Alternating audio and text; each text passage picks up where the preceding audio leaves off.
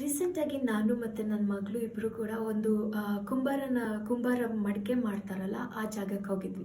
ಅವಳೊಂದಿಷ್ಟು ಮಣ್ಣನ್ನು ತಗೊಂಡು ಕುಂಬಾರರ ಆ ವೀಲ್ಸ್ ಮೇಲೆ ಏನಿರ್ತಾರೋ ಆ ಮಣ್ಣನ್ನು ಇಟ್ಟು ಆ ಒಂದು ಸುಂದರವಾಗಿರೋ ಕಪ್ ಮಾಡೋದಕ್ಕೆ ಪ್ರಯತ್ನ ಪಡ್ತಾನೇ ಇದ್ಲು.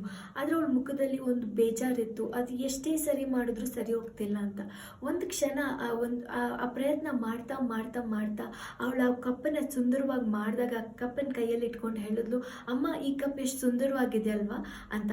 ಆಗ ಅವಳು ಅದನ್ನು ಹೇಳಿದಾಗ ನನಗೆ ದೇವ್ರ ವಾಕ್ಯ ಒಂದು ನೆನಪಾಯಿತು. ಯೆರೆಮೀಯ ಪುಸ್ತಕ 18ನೇ ಅಧ್ಯಾಯ 1-6 ನಾವು ನೋಡೋದಾದ್ರೆ, ಪ್ರವಾದಿ ಯೆರೆಮೀಯಗೆ ದೇವ್ರು ಈ ರೀತಿ ಹೇಳ್ತಾರೆ, ನೀನು ಕುಂಬಾರನ ಬಳಿ ಹೋಗು ಅಂತ.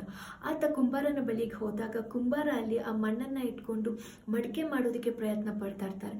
ಆವಾಗ ಮಾಡುವಾಗ ಪ್ರತಿ ಸತಿ ಆತ ಮಡಿಕೆಯನ್ನು ಮಾಡಿದಾಗ ಅದು ಸರಿ ಬರದೇ ಇರುವಾಗ ಅವನು ಮತ್ತೆ ಮತ್ತೆ ಮತ್ತೆ ಮತ್ತೆ ಪ್ರಯತ್ನ ಮಾಡ್ತಾನೆ ಇರ್ತಾನೆ. ಮಾಡಿದಾಗ ಒಂದು ಕಡೆ ಸಮಯ ಒಂದು ಒಳ್ಳೆಯದಾದಂಥ ಒಂದು ಮಡಿಕೆ, ಸುಂದರವಾಗಿರೋ ಒಂದು ಮಡಿಕೆನ ಅವನ ಕೈಯಲ್ಲಿ ಮಾಡೋದಕ್ಕೆ ಸಾಧ್ಯ ಆಗುತ್ತೆ. ಆಗ ಅವನು ಸಂತೃಪ್ತನಾಗಿ ಆಗ ಹೇಳ್ತಾನೆ, ಈ ಮಡಿಕೆ ತುಂಬ ಸುಂದರವಾಗಿದೆ ಅಂತ. ಅದೇ ರೀತಿ ದೇವರ ಕರದಲ್ಲಿ ನಾವು ಒಂದು ಅದ್ಭುತವಾದಂಥ ಮಣ್ಣಾಗಿದ್ದೀವಿ. ಆ ಕುಂಬಾರನು ನಮ್ಮ ಯೇಸು ಕ್ರಿಸ್ತುವು ನಮಗಾಗಿ ಕುಂಬಾರರಾಗಿದ್ದಾರೆ. ಅವರು ನಮ್ಮ ಜೀವನವನ್ನು ಅದ್ಭುತವಾಗಿ ಸುಂದರಪಡಿಸೋಕೆ ಸಾಧ್ಯ ಅಂತ ಅವ್ರು ಹೇಳ್ತಾರೆ. ಅನೇಕ ಬಾರಿ ನಮ್ಮ ಜೀವನದಲ್ಲಿ ನಾವು ಹಲವಾರು ರೀತಿಯಾದಂಥ ತೊಂದರೆಗೆ ಒಳಗಾದಾಗೆಲ್ಲ ಒಂದೊಂದು ಹೇಟನ್ನು ತಿಂದು ಆ ಮಡಿಕೆ ಅದರ ಸುಂದರತ್ವವನ್ನು, ಸೌಂದರ್ಯವನ್ನು ಕಳ್ಕೊಂಡ್ಬಿಟ್ಟಿರುತ್ತೆ.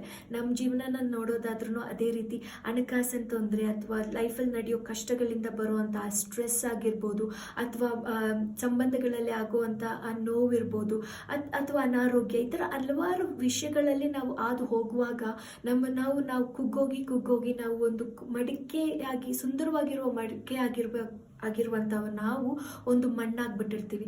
ನಾನಿವತ್ತು ನಿಮ್ಮೆಲ್ಲರನ್ನು ಪ್ರೋತ್ಸಾಹ ಪಡಿಸ್ತೀನಿ. ಯೇಸು ಸ್ವಾಮಿ ಕರಗಳಲ್ಲಿ ನಿಮ್ಮ ಜೀವನವನ್ನು ಕೊಡೋದಾದರೆ ಅವರು ಅದನ್ನು ಅದ್ಭುತವಾಗಿ ಮಾಡ್ತಾರೆ. ನಾವು ಹೇಗೆ ಚಿಂತೆ ಪಡ್ತೀವೋ ಅವರು ಅದಕ್ಕಿಂತ ಚೆನ್ನಾಗಿ ನಮ್ಮನ್ನು ಸುಂದರವಾಗಿ ಸೃಷ್ಟಿ ಮಾಡೋವರೆಗೂ ಅವರು ಯಾವುದೇ ರೀತಿಯಾದಂಥ ವಿಶ್ರಾಂತಿಯನ್ನು ಪಡೆದೇ ಸುಂದರವಾಗಿ ಸೃಷ್ಟಿ ಮಾಡಿದ ನಂತರ ಅದು ಬಹಳ ಚೆನ್ನಾಗಿದೆ, ಸುಂದರವಾಗಿದೆ ಅಂತ ಅವ್ರ ಕಣ್ಣಿಗೆ ಅದು ಕಾಣಿಸಿದ ನಂತರನೇ ಅವರ ಮುಖದಲ್ಲಿ ನಾವು ಆ ಸಂತೋಷವನ್ನು ನೋಡ್ಬೋದು. ಅದರಿಂದ ನಿಮ್ಮ ಜೀವನವನ್ನು ಯೇಸು ಕ್ರಿಸ್ತುವಿನ ಕರಗಳಲ್ಲಿ ಕೊಟ್ಟು ನೀವು ಆನಂದವಾಗಿರಿ. ದೇವರು ನಿಮ್ಮನ್ನು ಆಶೀರ್ವದಿಸಲಿ.